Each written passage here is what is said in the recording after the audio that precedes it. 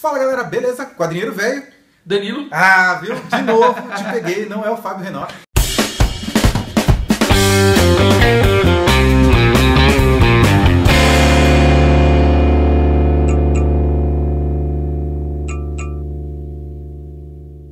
Estou aqui com o convidado especial, Danilo, do canal Mestres do Universo. Vou deixar o endereço aqui embaixo para você conhecer também. Fala um pouco do seu canal, vamos abrir já com isso. Bom, o canal Dos Mestres do Universo é um canal muito parecido com o do Alan, mas até fazem uma brincadeira que o Alan é o quadrinheiro velho e eu sou o quadrinheiro novo. Mas o canal Dos Mestres do Universo a gente fala muito sobre quadrinhos, análises de filmes, tudo que vocês aí nerds adoram assistir e adoram ganhar tempo na internet assistindo. Dá uma conferida lá que vocês vão gostar. E o foco dele sempre está ligado aos quadrinhos, super-heróis principalmente. Exatamente. Né? Também fala de cinema desde que super-heróis. Exatamente. Então é legal porque são canais irmãos na mesma cidade e, cara, é muito divertido. Porque às vezes a gente se consulta, né? Cara, o que você acha disso? O que você acha daquilo e tal? Então fica uma coisa meio complementar, a gente faz muita coisa junto aí, legal. Então dá uma pausa no vídeo agora, já se inscreve no meu canal, já vai no dele, já se inscreve, volta pra cá, tá? O assunto de hoje é bem legal. Por que ele está aqui? Porque ele também é um leitor inveterado de quadrinhos, conhece muito sobre o universo dos quadrinhos, e a gente vai comentar sobre vários roteiristas. Exatamente. O que esses roteiristas fizeram durante os anos, sempre ou na DC ou na Marvel, eventualmente alguma coisa que eles fizeram em outra editora. Né? O foco vai ser realmente os super-heróis, né? Que é exatamente o que a gente precisa falar hoje. Ele defendendo a DC, eu defendendo a Marvel, não, brincadeira. Mas nem foi combinado. Coincidiu a camiseta, olha só que legal, né? Coincidiu. Mas vamos falar um pouquinho desses roteiristas através dos anos, como que eles influenciaram e como eles foram tão importantes para a história dos quadrinhos. Só dando um start mais ou menos para você pegar a ideia geral. A gente vai falar a partir dos anos 30, que é quando nasceu o DC Comics, quando nasceu os super-heróis como a gente conhece. Antes disso havia lá Fantasma, Bucky Rogers, Mandrake, Lothar, toda essa galerinha que vinha toda anteriormente, que fazia sucesso nos quadrinhos, até o Tarzan, né? Sim. Mas eles não eram super-heróis, eles eram heróis. Né? Que é uma pegada que já é pré-histórica, né? Sim, mais de e eram mais de de tirinhas mesmo, né? E eram sempre tirinhas de jornal, só saía no jornal, as coletâneas foram vir muito depois. As histórias em quadrinhos foi para revista mesmo impressa a partir, eu acho, mais do western, né? Sim. Quando só saiu Tex, que é mais antigo, daí Exatamente. você já comprava a publicação. E contos de horror também, né? Saía muito bastante. Tinha Tales of the Crypt, né? Que é uma revista antiga pra caramba de terror e tal, mas não era pegada super-herói. Sim. Até que são dois judeus, né, se não me engano, né? Joe Shuster e o Jerry Siegel. Isso, que criaram o Super-Homem. Eles tentaram publicar em várias editoras, não Nunca conseguiram. deu certo, a DC Comics foi a primeira a abrir as portas. Exatamente, apostaram nisso. Sim. E na Detective Comics número 15 veio o Batman. veio... Não, foi o Super-Homem, né? Não, Detective Action Comics. Viajei, gente. Action Comics 15 estreava o Super-Homem. Exatamente. Detective Comics 17 ou 27 Isso, aí o Batman. veio o Batman. Né? Super-Homem em 37 e o Batman em 38. Não, 38... E Batman em 39 e Mulher Maravilha em 1940. Exatamente. Que é do William Moulton Marston, né? E o Exatamente. Batman do Bob Kane. Que na verdade agora já começou a mostrar que não era só dele, né? Tá tendo que dividir, porque o Bob Kane ele foi meio sem vergonha, ele usurpou muitas coisas na época. Sim, ele era meio que... O que era muito normal na época também, né? Todo mundo fazia isso. Via uma coisa legal, copiava para outra. Era bem normal. A gente falava sobre isso, sobre nem esses roteiristas nem ser tão creditados na época, né? Nem era muito falado quem era o roteirista. A história saía, tanto que se você pegar as capas de Action Comics, de Detective Comics, não tem nome de ninguém, tem apenas a capa lá linda, como a gente sabe que é, e a história. Então falava-se muito pouco de quem eram esses roteiristas, de quem escreviam essas histórias nos anos 30, até ali meados dos anos 50, início dos anos 60, que é quando a gente começa realmente a conhecer quem eram esses escritores e tudo mais. Até então era simplesmente os quadrinhos. Sim. Né? Ninguém sabia. Então a gente dá um pulo para os anos 60. Por quê? Porque ali nos anos 60 é onde começa a era de prata da DC Comics, depois daquele gap, né? Quando os quadrinhos de heróis pararam de vender, a DC Comics parou de publicar, deram aí alguns anos sem publicar nada, e eles voltaram a publicar na era de prata, reinventando o Batman, Super-Homem, Mulher Maravilha, reinventando principalmente o Lanterna Verde, o Flash, o Gavião Negro, né? Porque cabe uma curiosidade, não sei se você já reparou, se o seu leitor já deve ter notado, mas foi nessa época que surgiu a Marvel, né? O Stan Lee, Jack Kirby, John Romita, Steve Ditko, começaram a lançar aqueles monte de heróis, né? Homem-Aranha, Quarteto Fantástico, revitalizar Capitão América, Thor, Homem de Ferro, começaram a trazer essa galera toda à vida. A pegada, na verdade, desses heróis eram heróis muito mais humanos, né? A ideia do Stan Lee foi...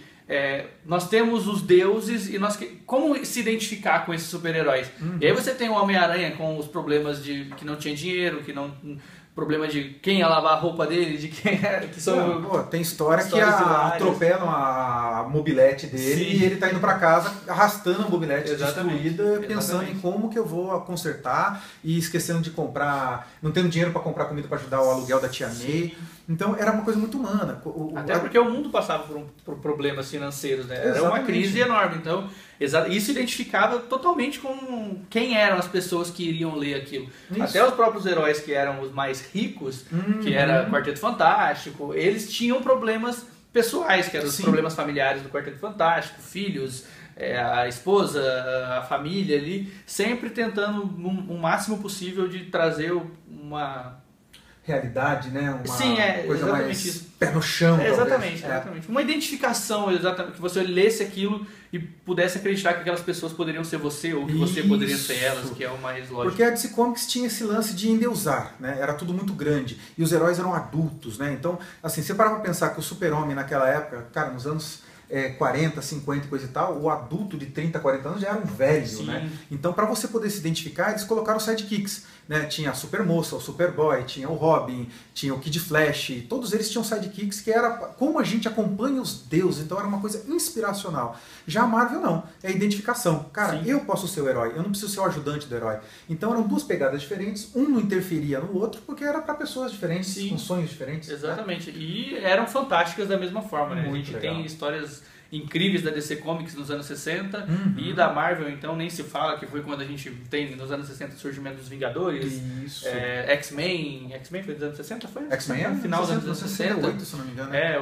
E Quarteto Fantástico, como a gente já falou, todos esses grandes heróis que você conhece da Marvel hoje surgiram nessa nova pegada da Marvel. E foi quando a Marvel realmente se tornou, junto com a DC Comics, a principal editora de quadrinhos. Exatamente, de super-heróis. Assim. E por muitos anos, né? Sim. Demorou muito para aparecer. E as outras eram sempre marginais, né? Dark Horse, né? A Image, que veio só nos anos 90.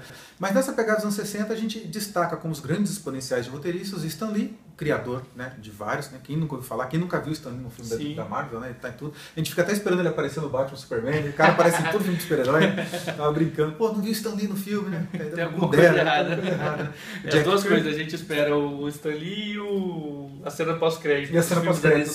Que não vão ter, não é a mesma coisa. A gente se acostumou tanto com os filmes da Marvel. E eles fizeram de propósito. Exatamente. Né? A cena pós-crédito do filme do Batman vs Superman veio na internet, né? Depois que o filme eles lançaram lá a cena do Steppenwolf, né? É muito bem bolado. Daí a gente vai passar para os anos 70, começo dos anos 80. Daí os grandes roteiristas que a gente destaca, Marv Wolfman, Neil Adams, George Pérez, Jim Starlin.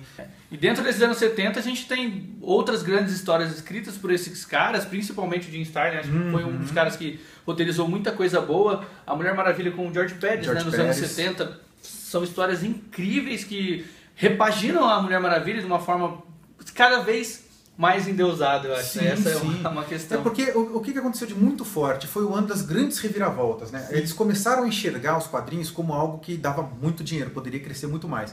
Então a DC Comics olhou para toda a linha do tempo dela e falou, cara, isso aqui tá uma bagunça, tem muita gente e muito espaço, não tá legal. Criaram um evento chamado Crise das Infinitas Terras para unificar tudo.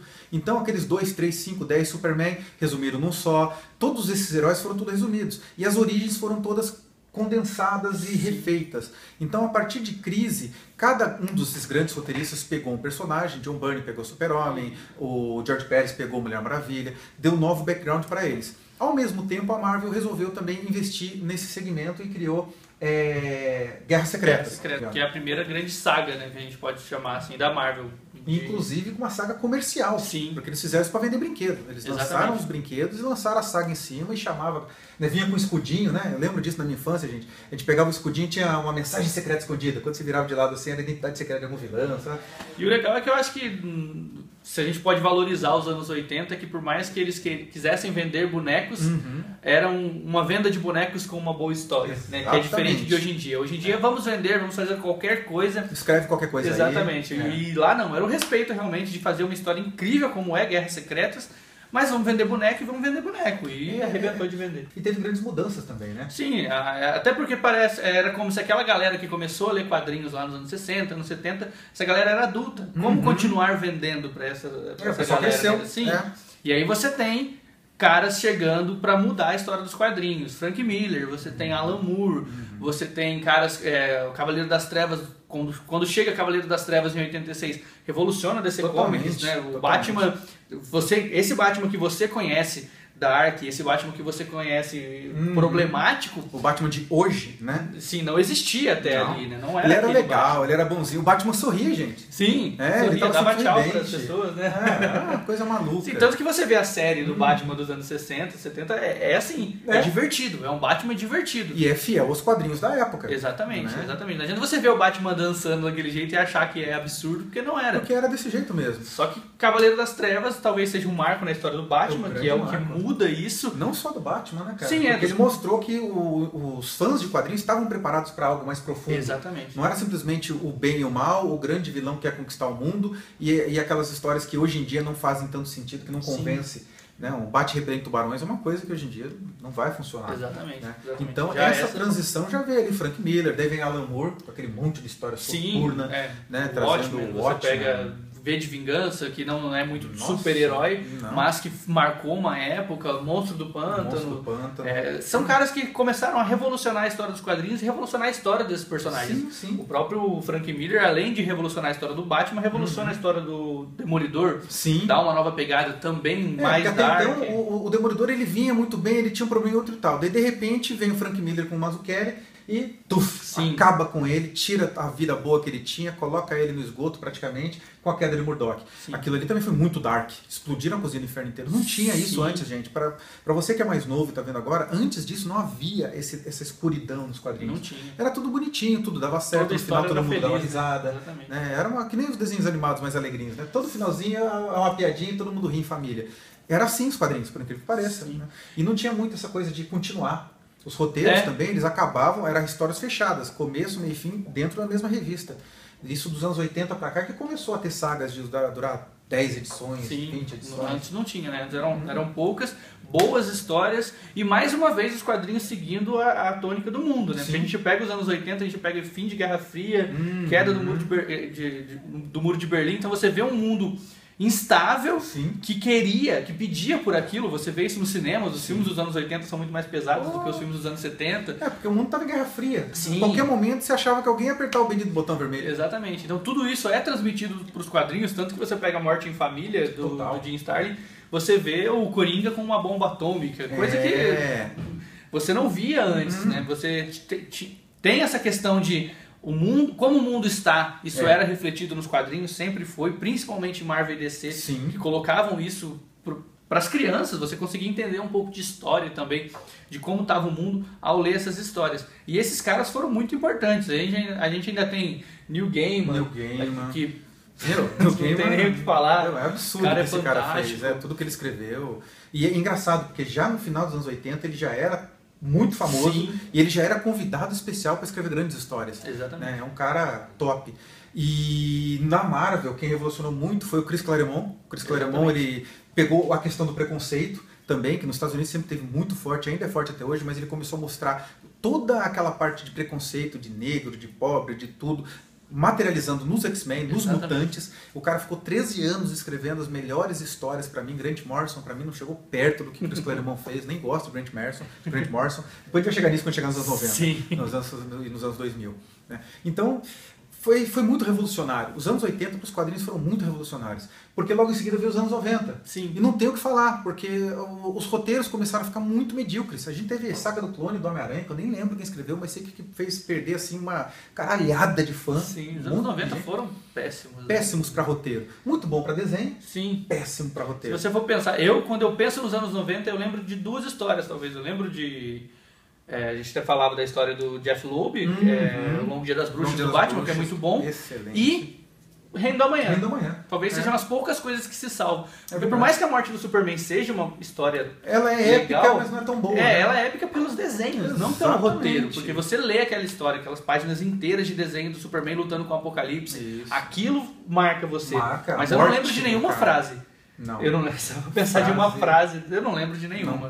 Não tem um diálogo que você pense, caramba, esse diálogo é importante pra história. Verdade. Não. Os anos 90. Tá vendo? É visualmente chocante. É visualmente chocante. Que era, eu até falo nisso, tem no guia da Vertigo do canal. Tinha muita história dos anos 90, a gente conversava sobre isso também, que os caras desenhavam antes de roteirizar. Exato. O desenho Depois de chegava escrever diálogo. E eram diálogos podres. Sim, né? O desenho chegava pro roteirista, o roteirista tinha que olhar e falar, tá, eu tenho que encaixar algum diálogo aqui, essa luta é linda, essas mulheres incrivelmente perfeitas, esses homens musculosos. Não, e fazendo pose. Era uma Sim, coisa, né? No sim. vídeo anterior eu falei isso com ela. Era tudo fazendo pose, era tudo mulher esticando o corpo, batendo papo assim, no meio da batalha, esticando a perna. Cara, fica muito falso. O pose do super-herói do Deadpool, né? Exatamente. Era sempre o pose do super-herói. Super Hero Landing. Exatamente isso. Essa pegada. São os quadrinhos dos anos 90. E a partir dos anos 90 é assim, o que é muito triste, né? Porque nos anos 2000 a gente também tem pouca coisa. Pouca coisa boa. Você pega Jeff Jones com a Liga da Justiça, com os Lanternas Verdes, escrevendo né? muita coisa boa. Mark Millar, algumas coisas muito coisas. boas, mas não tem alguém que te marque. Não, Warren Ellis com uma coisa ou outra. É sempre assim, histórias marcantes dentro de um mar de coisas ruins. Você pensa até os caras que eram bons, Frank Miller, Nossa. por exemplo, roteiriza Cavaleiro das Trevas 2 nos anos 2000. Totalmente esquecível. E né? é péssimo. Ignorável. Os anos 2000 são tão ruins que até quem era bom começou a ficar ruim. E agora tá tendo um fenômeno, né? Sim. A gente tá entrando aí desde 2011, 12 pra cá e a história tá começando a melhorar. Esse ano estão com excelentes histórias. Ah, não, esse ano conseguindo tá ler fantástico, bastante coisa. O Rebirth da DC vem Nossa, muita coisa boa. Muita coisa Você boa. tem Cavaleiro das Trevas do Frank Miller, que pelo menos o que eu li Cara, o até que eu li agora até agora tá ótimo. tá O que eu li incrível. até agora tá ótimo. Tá Então ótimo. você tem esses caras voltando a fazer histórias boas. Tudo bem que esse Cavaleiro das Trevas eu acho que tem muito pouco do Frank Miller. né? Acredito que Eu acho que não, o Brian Azzarello tem carregado muito nas costas. É porque o essa roteiro tá história. sensacional. Sim. E é uma grande homenagem aos anteriores Sim. e ao mesmo tempo inova completamente. Exatamente. Se você não leu ainda, leia. Vale Leia. a pena. Não tenha medo do Cavaleiro das Trevas 2. Só serve como referência pra você entender o que vai acontecer na 3. Mas fora isso, você apaga. Né? E Rebirth, vale a pena ler. Vale a pena. 952, que era aquele grande cocô, né? Tá sendo reestruturado. Eles não apagaram, acho que ficaram com dó de apagar. A pegada deles não é apagar os 952, é pegar o que tinha de bom, recuperar o que tinha de bom antes e criar uma coisa nova, mas como se fosse uma continuação. Sim, né? E é muito legal porque você vê aquele primeiro volume do Rebirth que saiu, você vê o Wally West representando a DC Comics ao encontrar o seu caminho novamente. É verdade, né? é simbólico demais. Sim, ele lutando, as pessoas não lembram de mim, as pessoas não lembram de quem eu sou, de quem os heróis eram, porque os 952 fizeram sim isso, mataram quem era o Superman, Batman sendo Deus. O pecado é perder a essência. Sim. Eles tiraram a essência, tentaram rejuvenescer e mudar, criar esse herói novo. Pô. Sim, exatamente. E naquele momento que o Wally West pega a mão do Barry Allen ali, é o a hora momento que eles que se abraçam, Sim. é como se fosse a DC abraçando o fã. Exatamente. Foi isso que eu senti quando eu li. A DC me abraçando e falando, pô, estamos de volta. E que o Rebirth seja fantástico. Na Marvel, eu não tô acompanhando Guerra Civil. Não sei Também se não você tá tô. acompanhando Guerra Civil 2, eu não tô acompanhando. Eu tentei ler um ou outro, mas tá muito complexo, eu tô com preguiça. Eu acho que pra acompanhar a Guerra Civil eu iria ter que ler muitos números Muitas antes. coisas. E eu não tô com saco pra isso agora. Também não tô com paciência. Ainda mais que Rebirth tá legal, eu preciso Sim, colocar meu tempo na DC. Exatamente. Muito melhor focar o tempo na DC e nas outras coisas que tem de muito boa, além das duas também. Porque Guerra Civil 2 é ação de marketing, né, velho? Você sabe disso. É por causa do filme, é por causa do cinema, então eu tenho medo dessas coisas, sabe? É como a gente falou, se fosse nos anos 80 a gente iria ler, porque seria bom, mas como é hoje é só pra vender, é só pra marketing, e aí dá bastante medo. Não rola. Não rola. Galera, espero que vocês tenham gostado do nosso bate-papo. Eu me diverti pra caramba, achei que foi legal, foi super rico aqui pra gente. Deixa a tua curtida básica, passa lá no canal do Danilo, tá aqui embaixo, está lá na descrição pra você só clicar. Conhece o Mestre dos Universos, porque é muito legal, é só você achar a cara de um He-Manzinho fofinho, assim, que é o simbólico. Que é o simbólico He-Man do canal. O He-Man do canal, tá? E sua despedida. Bom, eu agradeço demais, somente eu e o Alan, nosso primeiro crossover, né? A gente já participou do Boteco Nerd junto, mas só nós dois no canal é o primeiro crossover entre o Quadrinheiro Velho e os Mestres do Universo. Eu agradeço demais a oportunidade, espero que vocês tenham gostado. Se inscreve no canal do Alan, no meu canal, acompanha a gente, tem muito vídeo legal pra vocês. Obrigado, galera. E lembrando, um agradecimento muito especial aqui ao Creative Space, que é o lugar que a gente está hoje. Está reparando que o roteiro é diferente. O cenário é diferente. Não é o cenário nem do Quadrinheiro Velho e nem do Mestre do Universo. A gente está vindo gravar aqui, eventualmente, esses collabs, porque é um espaço que abraçou a gente, deu essa abertura.